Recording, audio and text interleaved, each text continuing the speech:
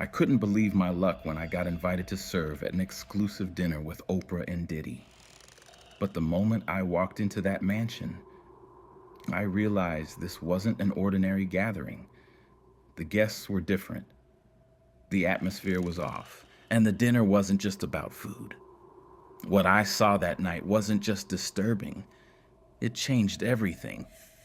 You won't believe what I learned about the price of eternal fame.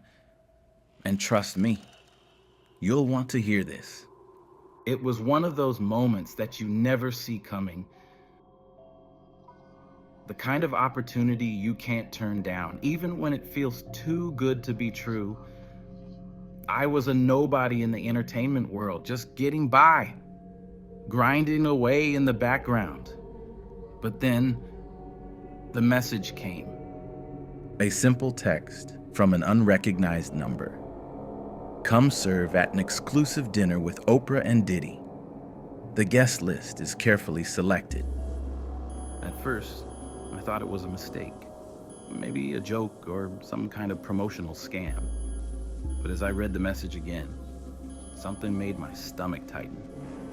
The tone felt personal. It wasn't like any random invite I'd ever seen. It was like they already knew me. I sat there for a moment, staring at the screen, trying to figure out if this was real. Oprah, Diddy, two of the biggest names in the world asking me to join them for dinner. The more I thought about it, the more the excitement took over. Maybe this was my big break. I couldn't pass up something like this, could I? I confirmed. A quick reply, then silence. I sat there waiting for more details. What exactly did I need to do? What kind of exclusive dinner was this? No more messages. I thought it was strange, but I pushed it to the back of my mind. The next day, the address came through. When I saw it, I had no idea where it was. The mansion was in the middle of nowhere, far beyond any area I'd ever seen before. The closest landmark was an old, almost abandoned part of the city. No signs, no other houses in sight, just this massive estate that looked like it had been standing for centuries. When I finally pulled up to the gates, I couldn't help but feel a twinge of doubt. The whole place screamed old money, and too perfect, too guarded. As I passed through the wrought iron gates, I could feel my heart pounding. The driveway stretched endlessly, winding up a hill surrounded by thick trees that seemed to lean inward, almost suffocating the space. The mansion itself was like something out of a dark fairy tale, a Gothic structure with towering spires and windows that seemed to look right through you. I parked my car and stood there for a moment, taking in the atmosphere. The air felt heavy, almost thick with something I couldn't explain. The front door opened before I had a chance to knock. A tall man greeted me, his face impassive, but his eyes cold. "You're expected," he said, and with that, he led me inside without another word. The moment I stepped through the door, everything changed. I walked into a grand foyer, the kind you only see in movies, but there was something wrong about it. The walls were lined with paintings, massive life-size portraits that looked like they were centuries old. The eyes of the people in those paintings seemed to follow me as I moved. I tried to shake the feeling, but it was like being watched by more than just the people in the room. I had been in high-end spaces before, fancy parties, posh gatherings, but this was different. The mansion didn't feel like a place people lived in. It felt like a museum, but one you couldn't escape from. I was led into the dining room where Oprah and Diddy were already seated. They were relaxed, but their smiles didn't quite reach their eyes. There was a strange familiarity in their gaze, as if they'd been expecting me for much longer than I'd known. Oprah rose to greet me, her smile welcoming, but there was a weight behind it. "We're so glad you could make it," she said, her voice soothing, almost too perfect. Diddy didn't say much, but he nodded in acknowledgement as he took a sip of his drink. I stood there for a moment, caught between awe and discomfort. I was in the presence of giants, but something in the air told me I was about to learn something that would change my life forever. Just as I took my seat, the door closed behind me. I thought about what I had been invited to do, serve dinner. But why? What was so exclusive about this gathering? Why me? And that was the moment I should have asked the questions. I should have turned around and walked out, but I didn't. I sat down, and the night began. But what came next would completely shatter everything I thought I knew about the world I was stepping into. The dinner wasn't just about eating, it was about something else entirely. Something I would never be able to forget. The door creaked shut behind me as I entered the dining room.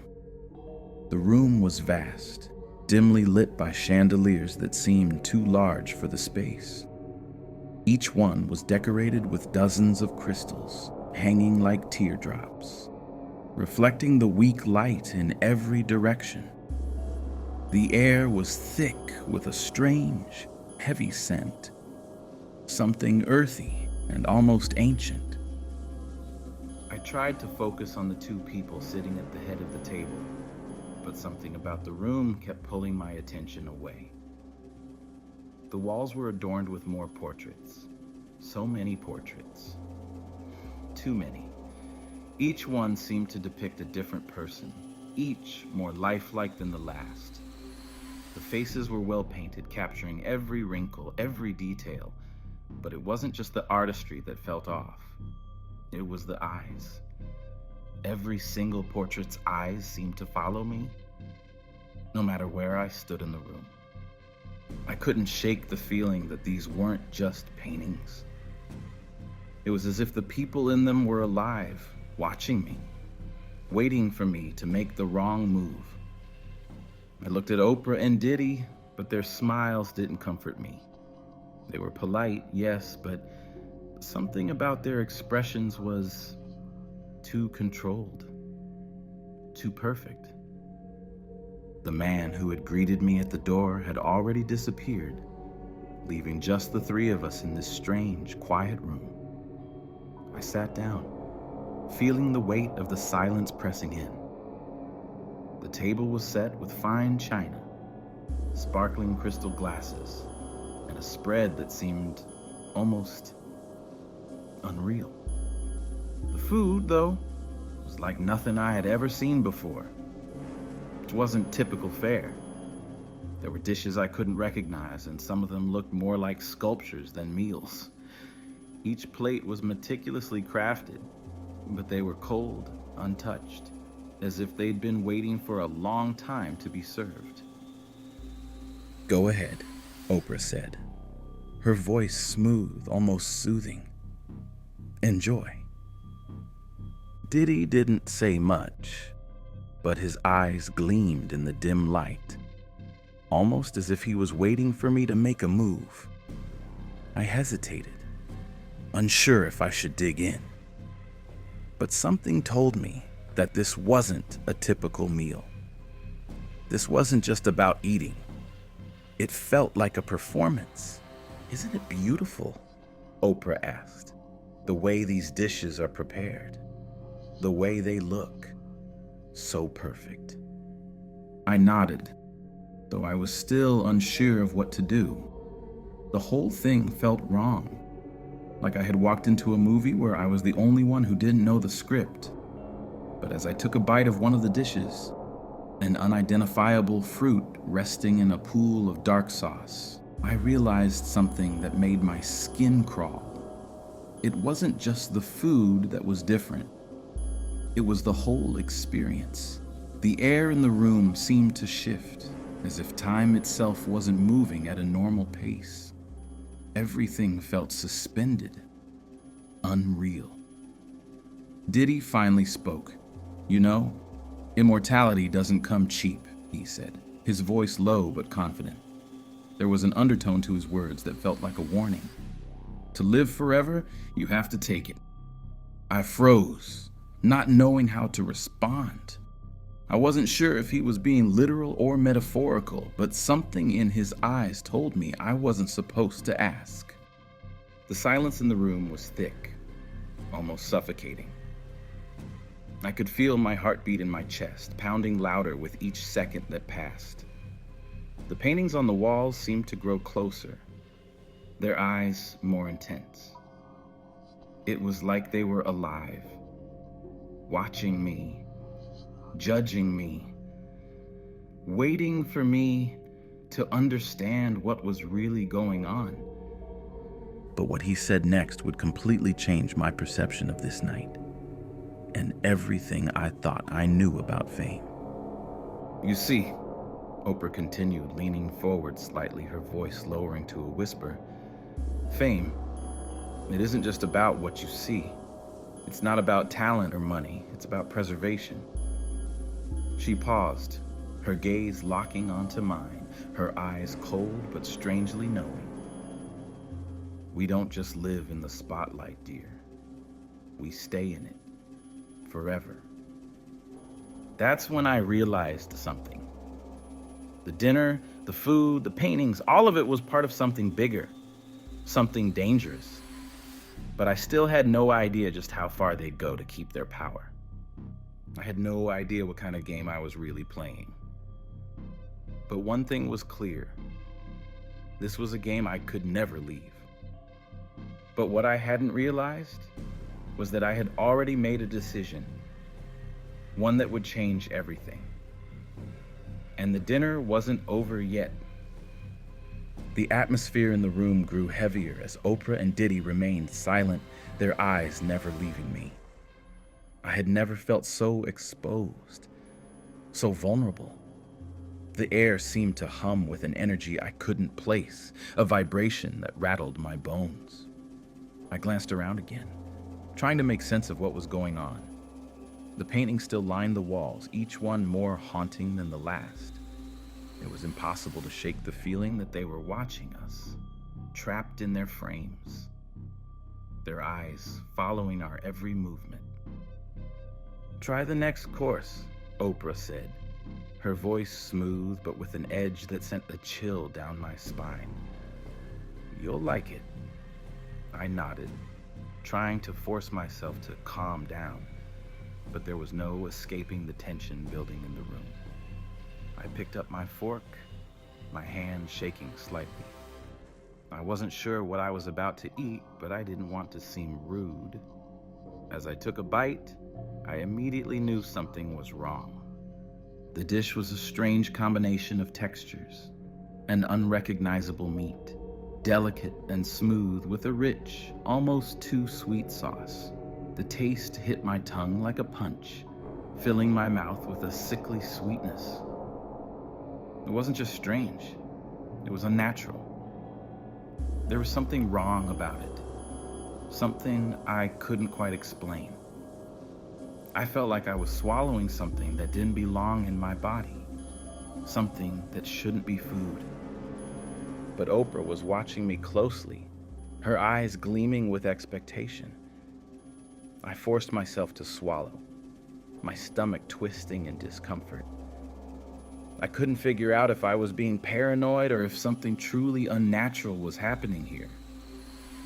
Diddy raised his glass, his eyes glinting in the dim light, as if he knew something I didn't. "Good, isn't it?" he asked, his voice low, almost playful. There was something in his tone that made me uneasy. It was too casual for someone who had just served me an unidentifiable dish that felt like it was made for a different purpose. I tried to smile, but it felt strained. "Yeah, it's definitely different." Oprah's smile widened. Different is good, she said, lifting her own glass of red wine and taking a sip. That's the key to survival. You have to embrace the difference, the unusual. The tension in the room was suffocating, like a blanket pressed too tightly over my chest. I felt like I was suffocating, caught in a trap of my own making. I was here, serving this strange dinner, eating this unnatural food, and it felt like there was no way out. The conversation shifted, but it wasn't the typical small talk you'd expect at a high-profile dinner. There was an undercurrent of something much darker. Oprah and Diddy were discussing their work, their influence, but the way they spoke, it wasn't about their careers, their businesses, or the entertainment world. It was about something else. It was about power. About how they had managed to stay at the top for so long, how they had managed to remain immortal. That's the thing with fame, Oprah said, her voice becoming almost hypnotic. It's a commodity. It's a tool. You either use it or it uses you. I didn't understand what she meant, but I nodded, trying to follow the conversation. There was no escaping the feeling that I was in over my head. I had thought this was just a chance to serve at a fancy dinner, maybe make a connection. But this felt like something else entirely. Something wrong. Diddy added, his voice a little too smooth. What most people don't realize is that the price of fame is far higher than they think. It's not just about wealth or popularity. It's about preservation. He leaned forward, his eyes locking with mine. What we've done, what we've found, it keeps us at the top, forever. And it can keep you there too. I sat back, suddenly feeling like I was a pawn in a game I didn't even understand. I didn't know what they were talking about, but I had a sinking feeling that I wasn't gonna like the answer.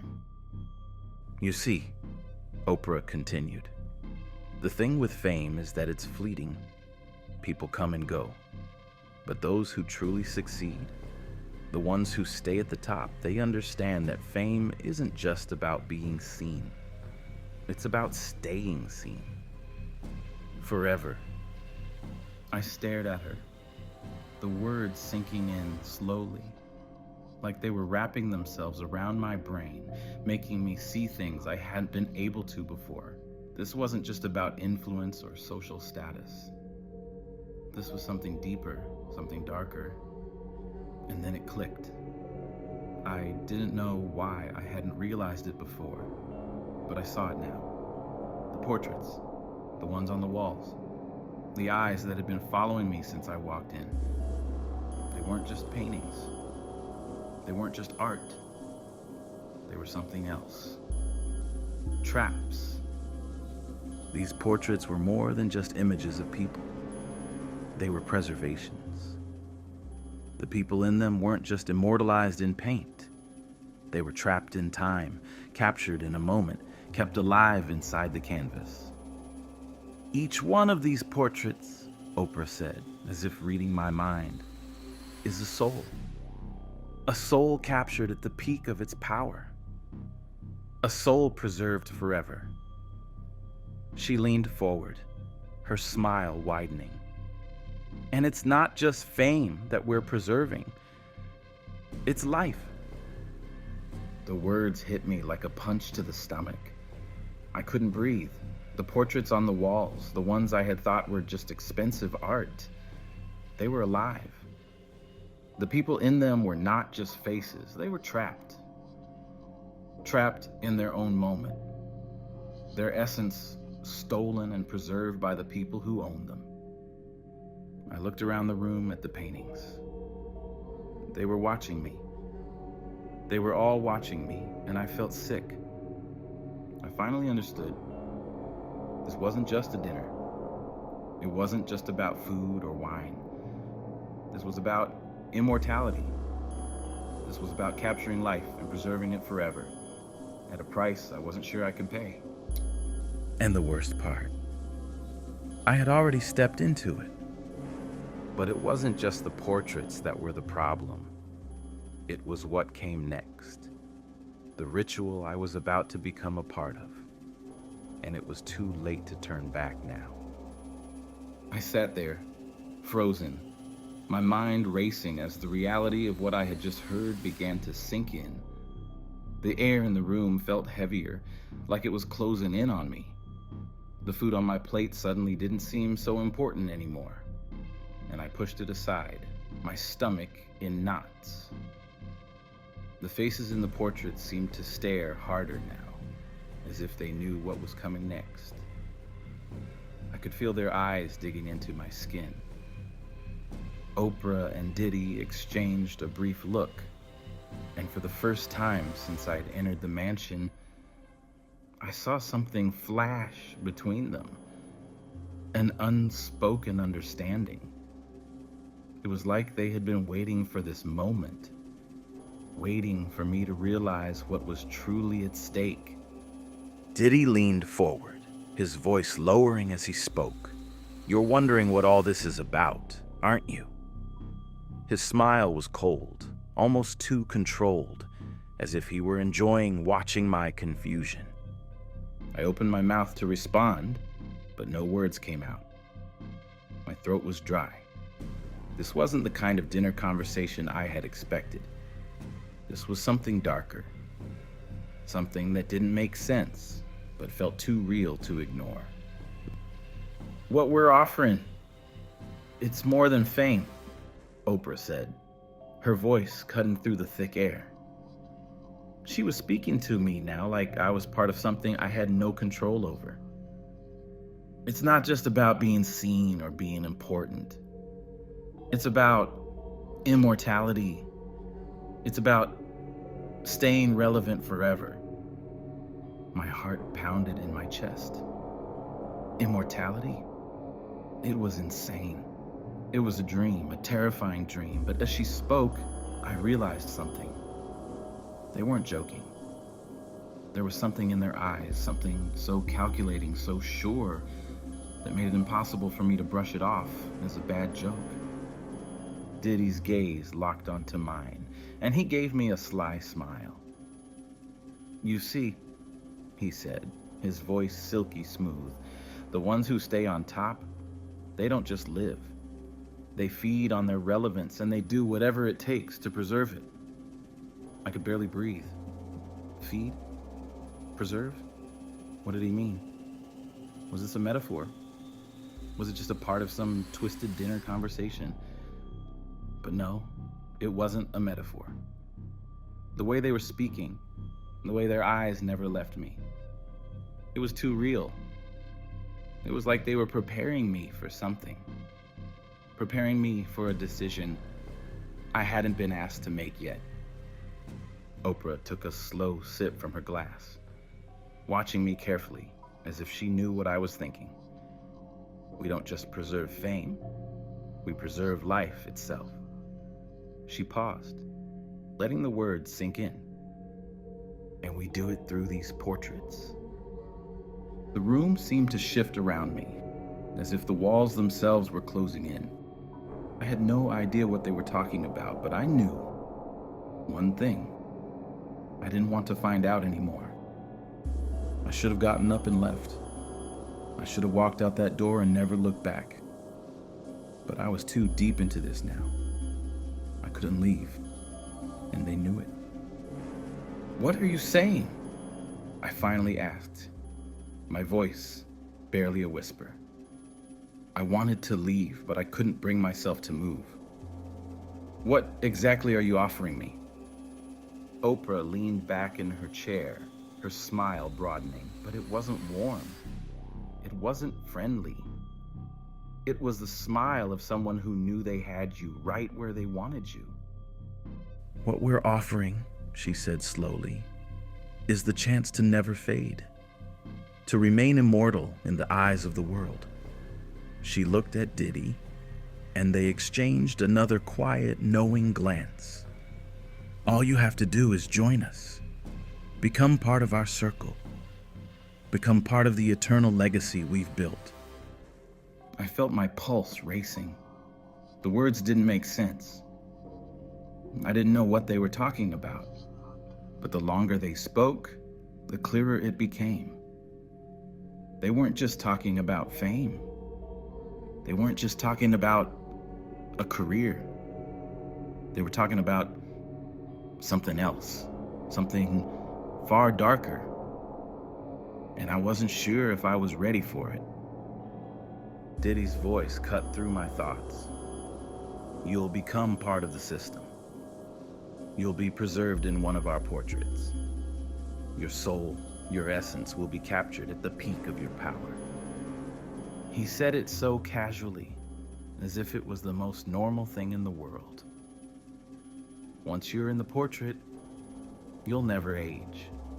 You'll remain young, vibrant, and relevant. Forever. The room seemed to spin as the gravity of his words sank in. A portrait? My soul? They were talking about taking something from me. Something that couldn't be returned. They weren't talking about a deal to make me famous. They were talking about a deal to make me immortal, but at the cost of everything that made me human. I glanced at the portraits on the walls, the faces that had been watching me from the moment I entered the room. They weren't just paintings. They were people, trapped, frozen, their lives stolen, captured at their peak, and preserved for eternity. They weren't just famous anymore. They were objects. They were prisoners. Why? I managed to ask. My voice was barely audible. Why do you do this? Oprah's eyes softened just slightly, but the coldness never left them. Because fame doesn't last.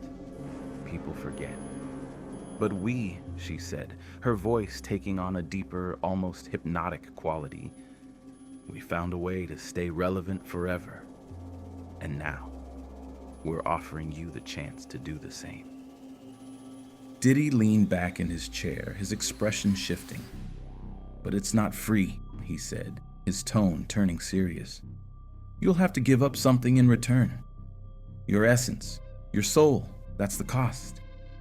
I felt my stomach drop. My soul?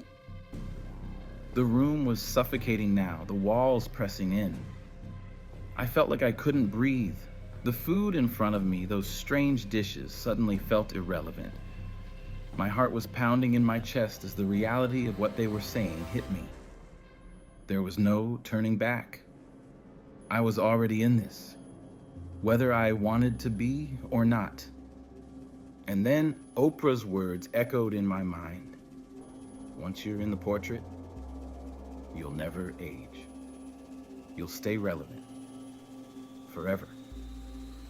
The price of immortality, the cost of fame. I had no idea what I was agreeing to, but I knew one thing for certain.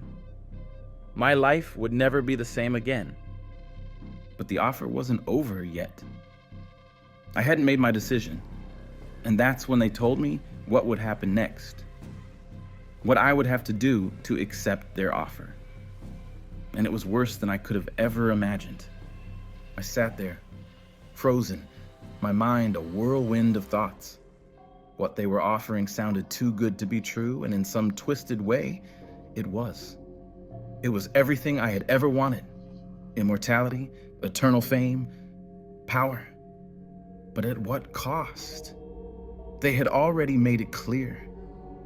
My soul, my essence. The thought made my stomach churn, but I couldn't shake the idea. It was impossible to ignore. Oprah and Diddy were still watching me, their faces unreadable. Yet I could sense the impatience building in them. They were waiting for me to make a decision. Time's ticking, Diddy said, leaning forward with that same cold smile. Once you agree, you're part of it. You're in. You get what we've got, but you give something in return. I looked at him, trying to gauge whether this was a joke, but the glint in his eyes told me everything I needed to know. This was no joke. I was trapped. The idea of being immortal, of never fading into obscurity, tugged at me like a gravitational pull I couldn't resist. Who would want to fade away? The thought terrified me. And yet, the price, my soul, felt like a burden I could never pay. "What's the ritual?" I finally asked, my voice barely above a whisper. I couldn't avoid the inevitable anymore. It was time to make a choice. Oprah's smile stretched wider, but there was no warmth in it. She motioned toward the far end of the room where the largest painting hung. I hadn't noticed it before, but now it seemed to call to me. It was massive, towering above the rest of the paintings, and there was something about it that felt wrong. The woman in the portrait had a serene expression, but her eyes were vacant, lifeless. I realized then that this wasn't just a portrait of a person. It was a trap. "The ritual is simple," Oprah said, her voice soothing but cold. "You give us a piece of yourself, something essential, something that makes you, you." I felt my heartbeat quicken. The room seemed to shrink, the air thickening with every word. And then I managed to ask, dreading the answer. Diddy stood up and slowly walked toward the portrait. His eyes never left me. "And then, your essence is captured," he said. "We paint it onto the canvas, and once it's done, you're part of us, part of the portrait, immortalized." I felt my breath catch in my throat. I looked from Diddy to Oprah, who were both standing with their arms crossed, watching me with quiet anticipation. But the soul, I started, unsure if I even wanted to ask. I already knew the answer. What happens to it? Diddy chuckled, his voice like gravel. "It's not lost, if that's what you mean. It's just transferred, preserved. We take what's left, what we need, and you get to live forever. But at a cost." A shiver ran down my spine as I tried to wrap my head around the implications of what he was saying. What's left? It felt like they were taking more than I could possibly give. Oprah stepped forward, her voice almost hypnotic. "Once you're in the portrait, you'll never age. Your body, your mind, frozen in time. The world will change around you, but you won't. You'll stay exactly as you are at the peak of your existence.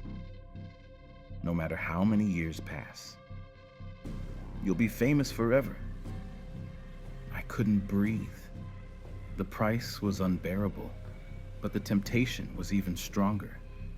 The life I had always dreamed of, never aging, never fading, never forgotten. All I had to do was give up a part of myself, a part of my soul, the part that made me human. But I didn't have time to think. Oprah motioned toward the canvas, and I was drawn to it, compelled to take a step forward. Diddy's voice broke through my fogged thoughts. "Go ahead. Make your choice. What's one piece of you when you're about to live forever?"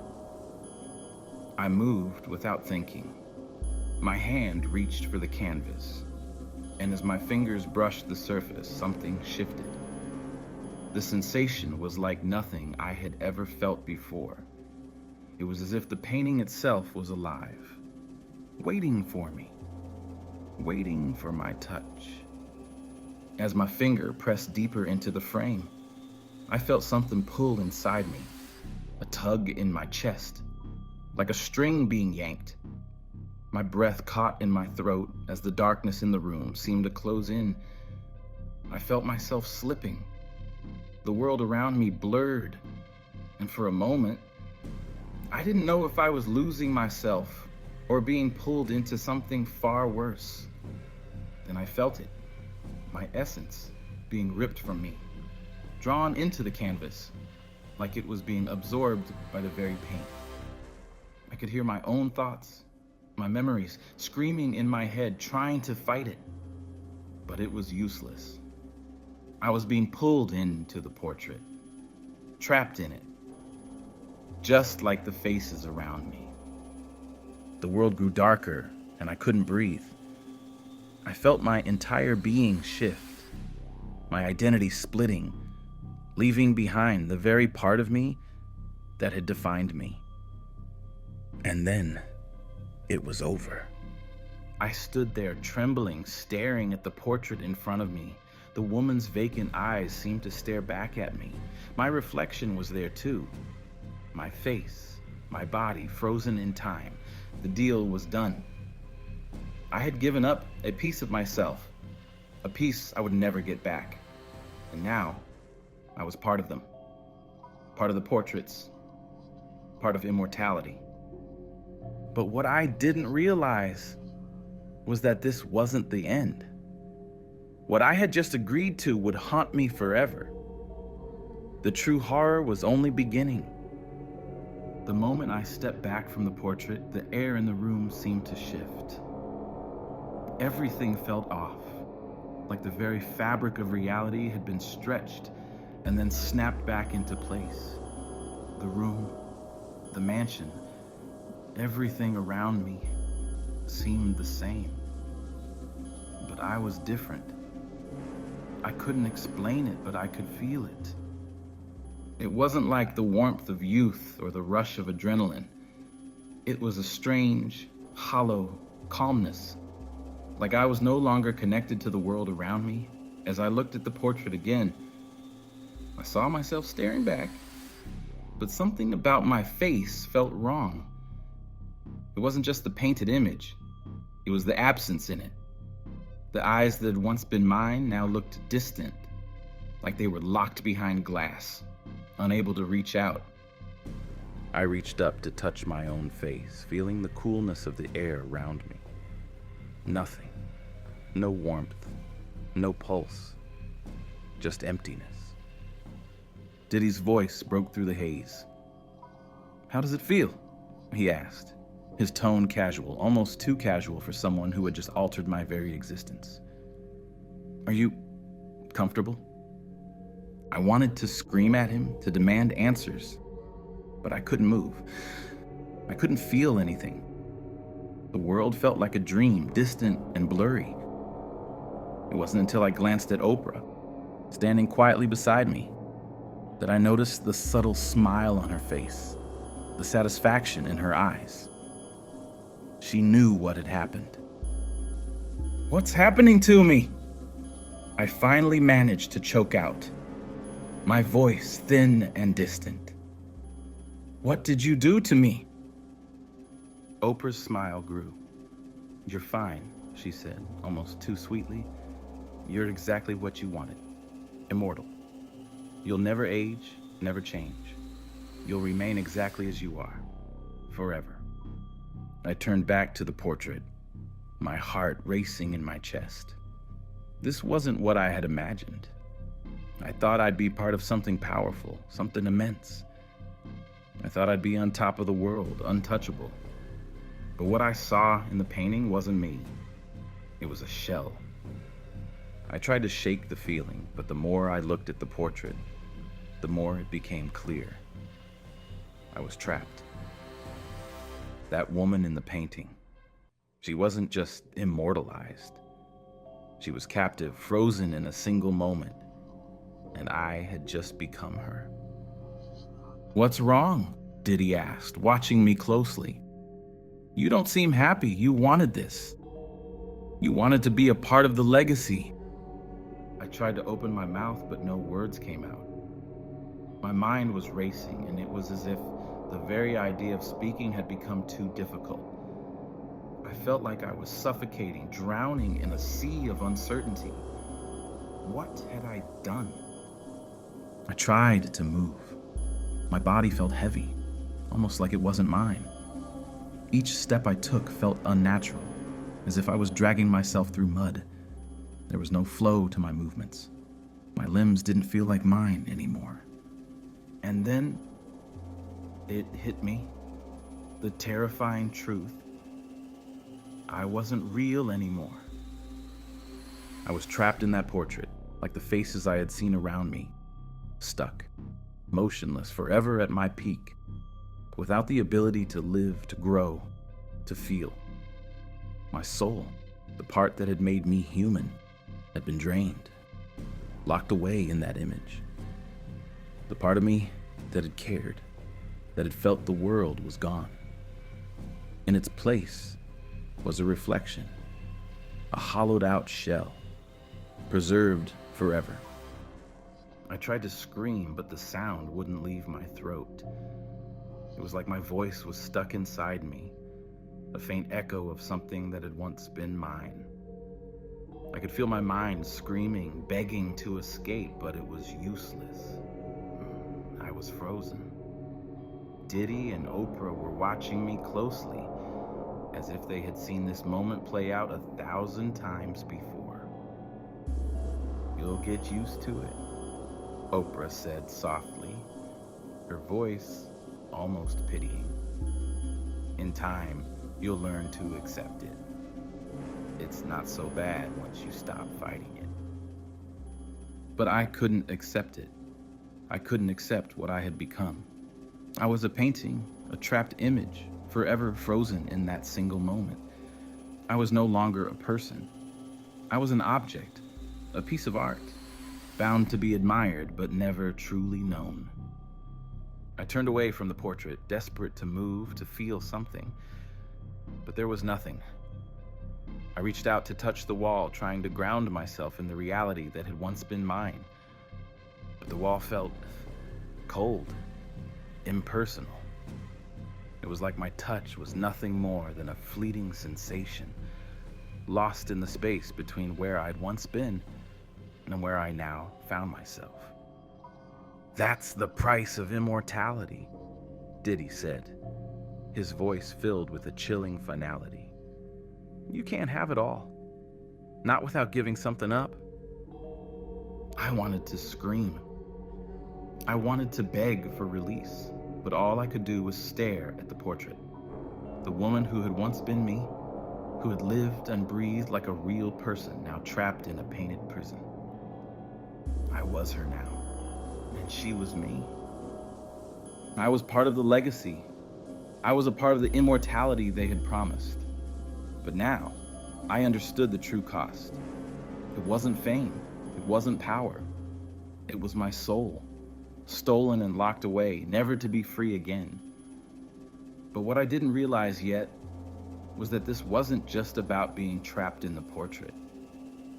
It was about what came next, how everything I thought I knew would crumble, and how I'd never be able to escape what I had become. The days began to blur together. It was like I was no longer part of the world. I watched everything around me, but I couldn't feel it. The fame, the recognition, the constant attention, they all seemed meaningless now. I had become a spectacle, frozen in time, admired for something I no longer was. People would look at me, would take photos, would talk about me, but it was as if they were looking at someone else, someone familiar but distant. They'd praise my beauty, my youth, my immortality, but they didn't realize what it cost. They didn't know the price I'd paid. They couldn't see that I was nothing more than a picture, a reflection of what I used to be. I wasn't real anymore. I was a memory, a mere echo of myself trapped in that frame. The portrait had stolen everything from me, everything that made me who I was, and left behind an image, an object to be gazed at and admired. And yet, no matter how many people looked at me, no one could ever truly see me. Not anymore. I wandered the mansion in a daze, unable to escape. I couldn't leave the portrait. I couldn't move beyond it. There were moments when I would catch my own reflection in a window, and for a split second, I'd think I was free. But then I'd see the vacant eyes of the woman in the portrait, and remember, I was her now. Her face, her body, her image, but not her soul. My soul was gone. The mansion had become a cage. The paintings, those portraits, were no longer just something to admire. They were my new reality. Every room I walked into, I saw the faces of those who had made the same deal. The faces of people who had once been alive, who had once lived, but now were just memories, trapped in paint, forever. And every single one of them was watching me. I wasn't alone in this prison. They were all with me, staring, silent, waiting. But the worst part wasn't the portraits. It wasn't even the isolation. It was the emptiness that I felt deep within myself. The people who came to see me, who fawned over me, they didn't know me. They saw what I looked like. They admired the frozen version of me that was forever locked in that frame. But they couldn't understand the pain that clawed at me from the inside. They couldn't see that the price of immortality was never worth it. And it wasn't just the faces on the walls that haunted me. It was the whispers. The voices, faint at first, but growing louder with each passing day. The voices of the other souls trapped in the portraits. I could hear them now, their cries echoing through the halls. They were all trapped, just like me. I should have never agreed, one of them whispered. I thought I'd live forever, but now I'm nothing. Another voice added, you're not alone in this, but you will never be free. I wanted to scream. I wanted to run, but there was nowhere to go. I was trapped inside a painting, trapped in a body that wasn't mine, trapped in a moment that would never pass.